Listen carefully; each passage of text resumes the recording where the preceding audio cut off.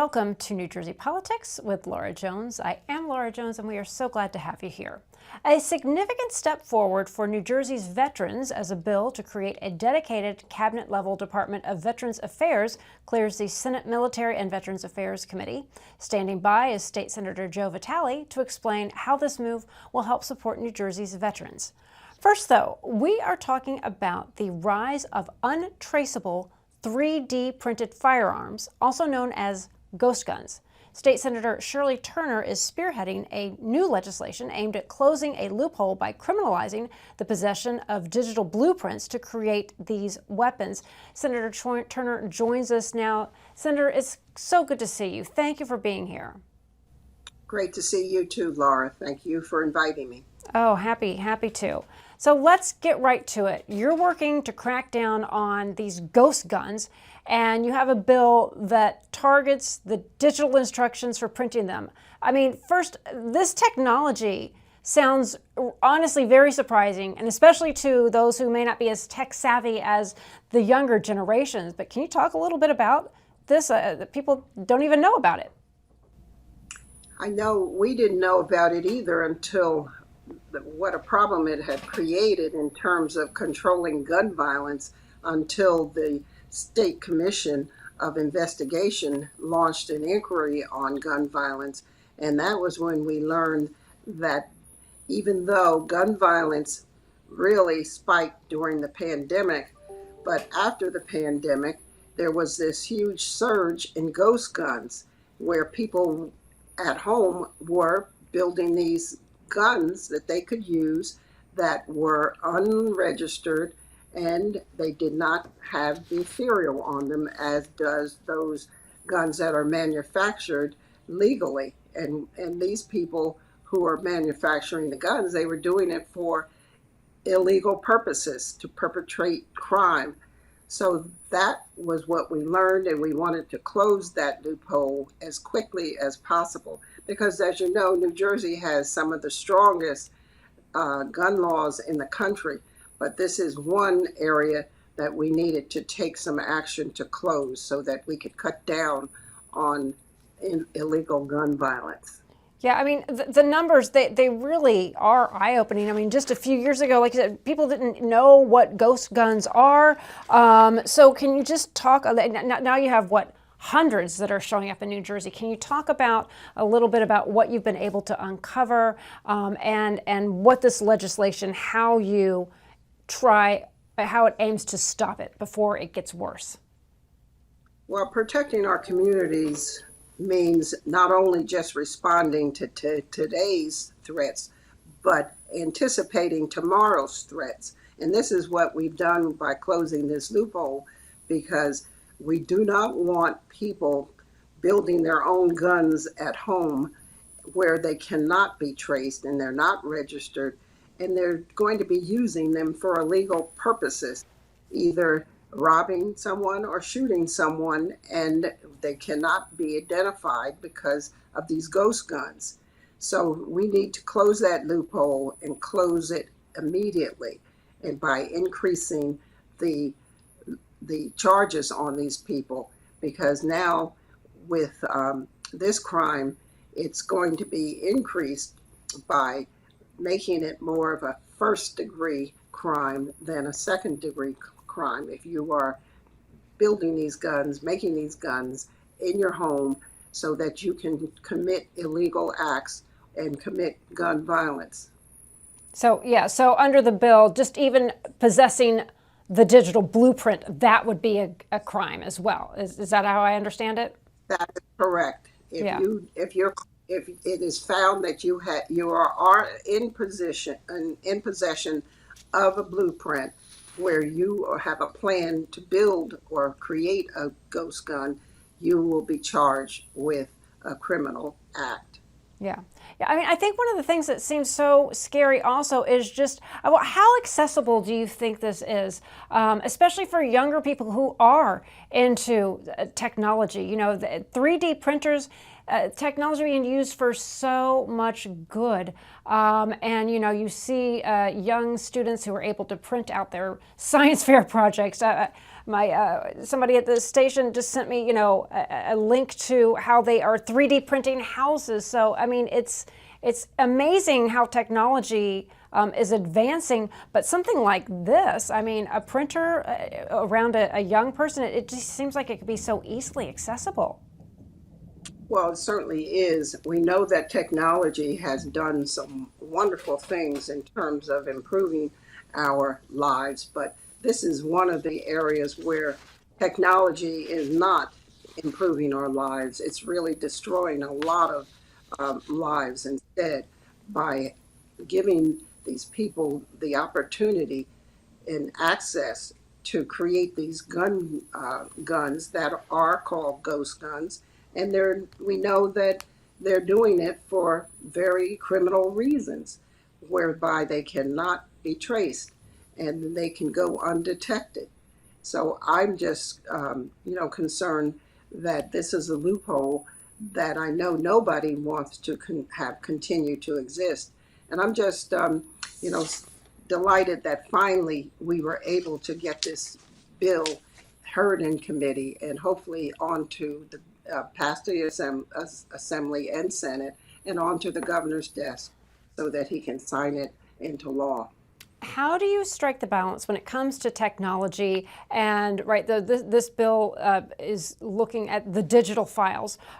Do you have people who are concerned about if it gets in the way of technology innovation? Like, how do you balance technology innovation with safety and security? Or anybody who might say, oh gosh, this could be overreaching in other areas of 3D printing? Well, that's the $64,000 question, trying to balance that. We don't want to destroy innovation for good purposes, but at the same time, we have to recognize there are people out there, those bad actors, who are using it for dangerous purposes. We see that, in every walk of life. We know that social media, for instance, that's a great way for people to connect and communicate with each other. But there are too many people who are using it for the wrong reasons, for malicious or criminal kinds of activities. So we really have to strike a balance and find ways to continue the good parts of technology and try to eliminate those areas where it's hurting our society. So when it comes to ghost guns, is it safe to say it's part of a bigger problem in that other things need to happen, maybe in the legislature or even on the enforcement side, to get ahead of illegal firearms in the state? Well, see, it's very difficult too, in order to get ahead of the possession of firearms for legal purposes, because so many of these guns are not gotten in the state, but they're brought in from other areas, particularly outside of our area in Pennsylvania and also in Point South, down in the South, where they have looser requirements. And we have gun shows where people can go and buy guns and use them for criminal purposes, and there's no background check and no licensing that's required. Yeah. Have you heard a lot from law enforcement and what they're actually seeing? Do these 3D guns, what types of challenges are you hearing from your constituents, from those in law enforcement, when it comes to what they're seeing on the streets and what they're having to deal with? Well, it's hard to prevent these guns from being built in an individual's home, because police in their homes is very difficult.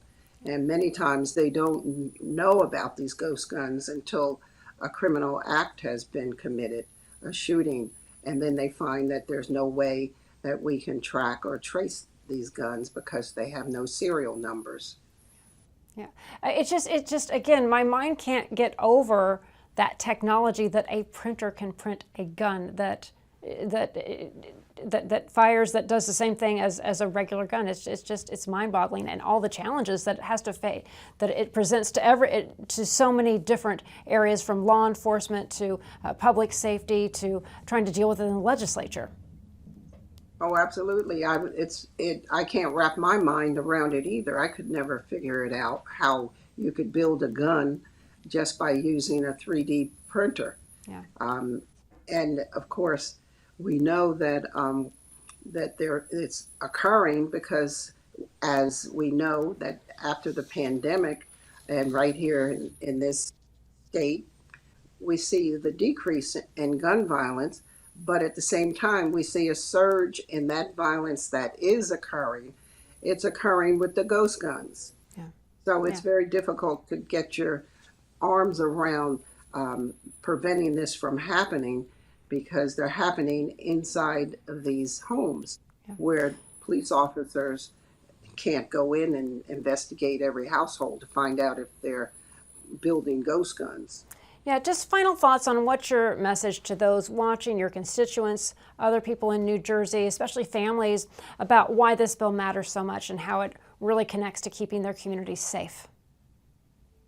I think many of the people in New Jersey, they need to know what their young people are doing in their homes and what kinds of um, activities and technology they're using, because so often parents are clueless as to what their child is doing with technology and utilizing this technology for the wrong reasons.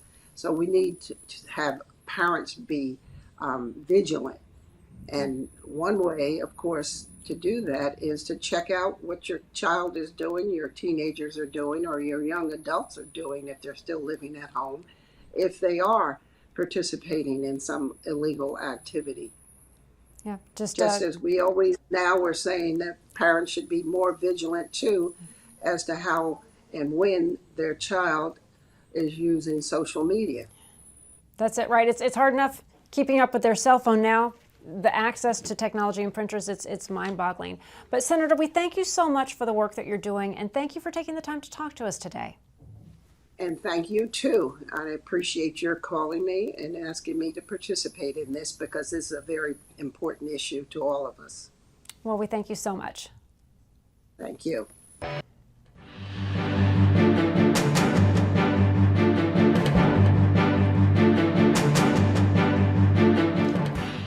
Thanks for staying with New Jersey Politics. I'm Laura Jones. A big development for New Jersey's veterans. A bill to create a cabinet-level Department of Veterans Affairs is now moving through the legislature. One of its lead sponsors is State Senator Joe Vitale. Senator, it's so good to have you. Thank you for joining us. Good to be here. Thanks for asking. Yeah, well, let's go right to the heart of it. Why does New Jersey need a standalone Department of Veterans Affairs? What gap are you trying to close? Well, we're trying to really not so close a gap, but to provide all the attention and services that are required of us to provide it to the veterans. So right now we have DMAVA, which is an acronym for the Department of Veterans and Military and Veterans Affairs. And so the leaders of the department, spend their time working on issues for the National Guard, the Air National Guard, and things all military.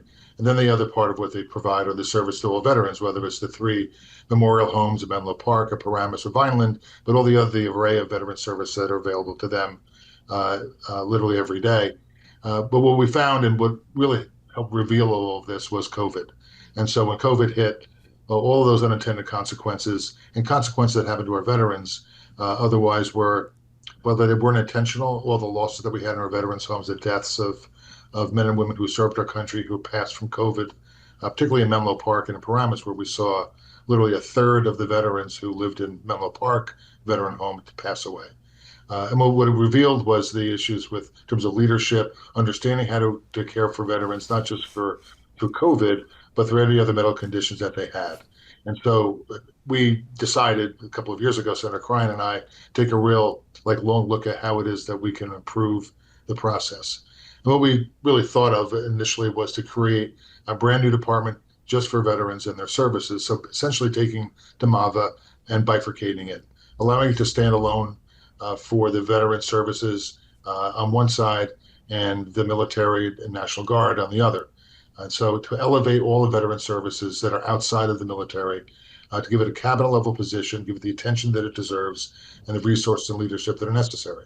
And so the bill just takes what exists now for all veteran services, moves it to a new department with its own elevated leadership and focusing squarely on the needs of veterans, whether it's their healthcare services, mental health, homelessness, the veterans homes that I described earlier, those 3 veterans homes, and provide the kind of service that are required, and making sure the leadership in those facilities and elsewhere have the kind of background and resume required to provide it, particularly on the medical side.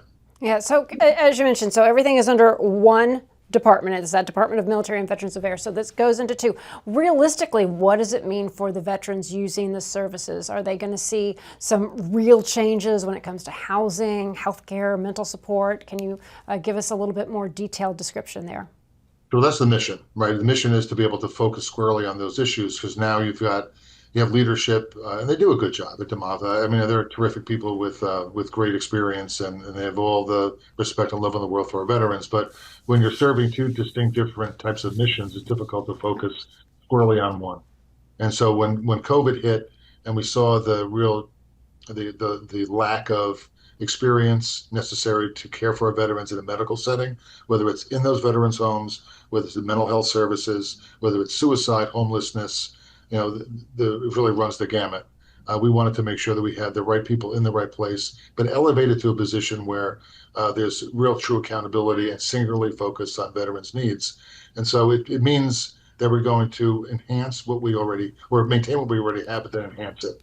What happened a couple of years ago, was important to note, is that the Department of Justice and CMS, which is Center for Medicare and Medicaid Services in Washington, came into New Jersey and said, "This is a disaster. You need to fix this pretty much or else." And so they gave us a federal monitor to make sure that New Jersey was moving in the right direction. So at the same time, we decided to introduce this legislation, create the new department, funnel all the services to them under one roof, under one person to provide that leadership, and to satisfy the requirements of the Department of Justice. All the right thing to do. They were right in terms of their assessment. And we're hopeful that what we're doing here will begin to satisfy what it is that they want us to accomplish here for our veterans. Yeah, so you've talked about how this gives veterans a dedicated seat at the table. Practically, what does this look like? How does creating a department actually help in the day-to-day, on the grounds, bedside, or clinically speaking, where people are providing services, taking care of these veterans? Well, one of the requirements is that the new commissioner of this department would have the resume and the background necessary to care for veterans. So it's either they have to be a veteran themselves, so they understand what it means to be a veteran, but also they can have a medical background in addition to this other piece of their resume. So they come in, hit the ground, understanding the needs of a veteran, both medically, in terms of mental health and the physical health. And so that makes a big difference, particularly when we have now accountability. It's one department.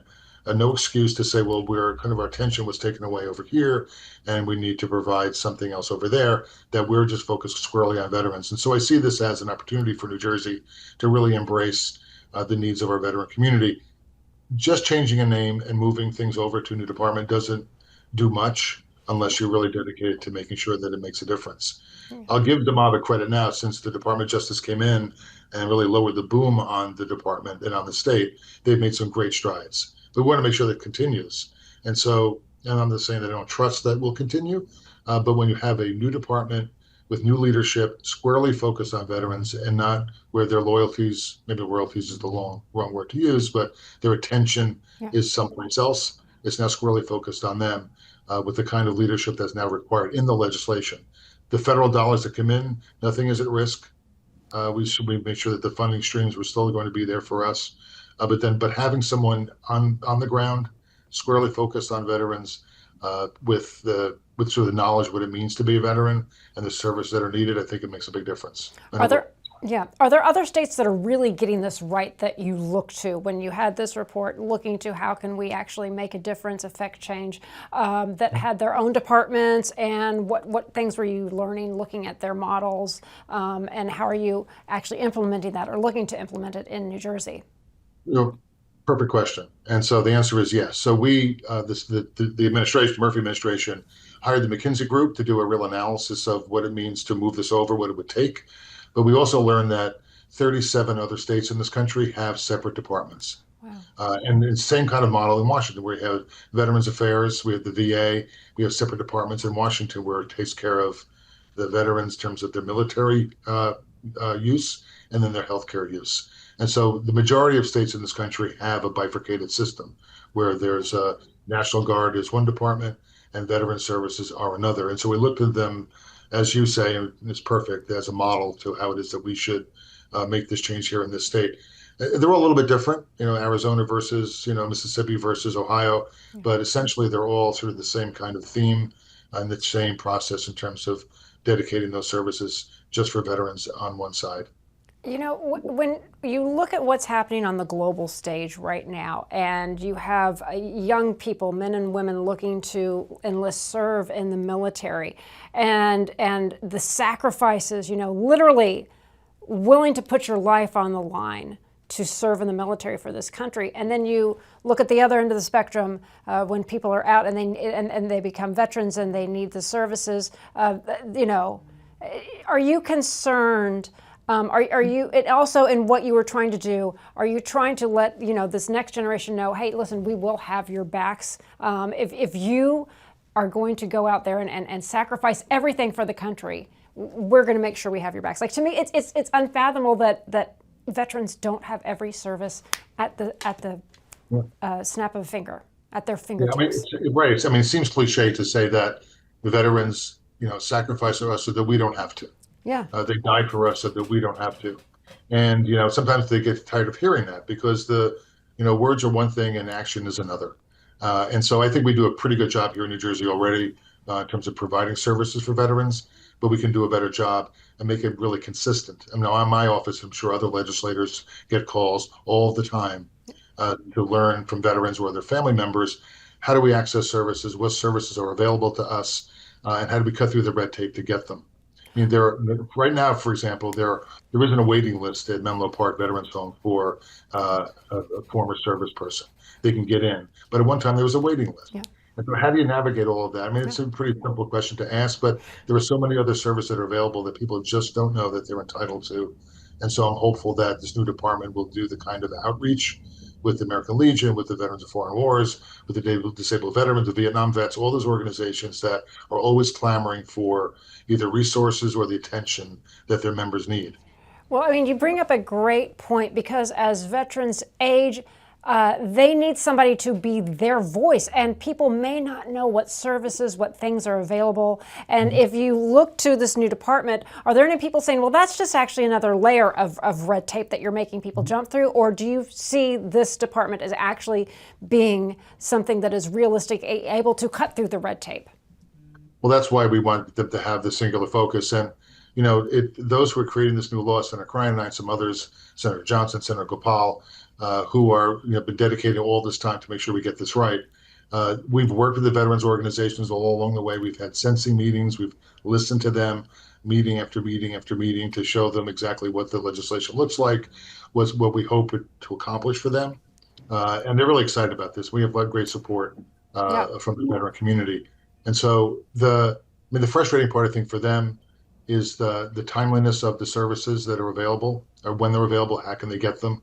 And having a department, and not just for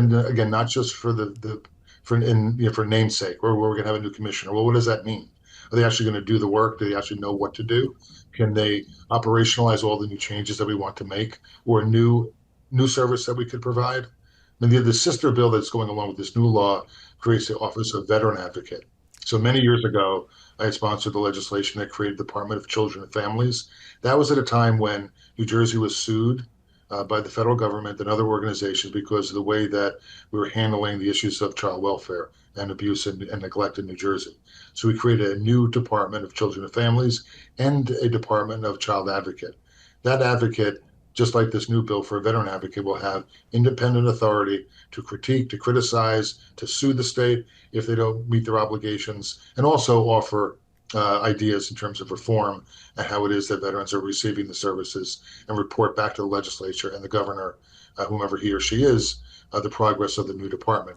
And so we'll have the new department, and we're going to have a watchdog that'll be riding herd over this new department to make sure that they're doing the right thing.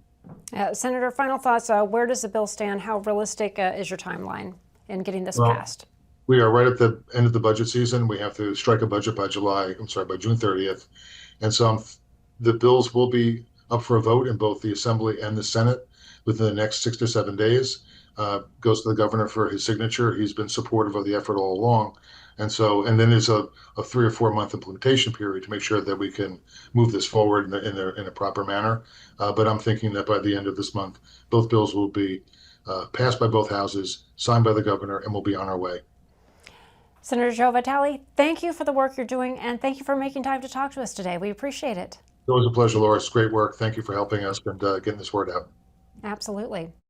And that'll do it for today. I'm Laura Jones. Thanks so much for watching New Jersey Politics. We look forward to seeing you back here next time.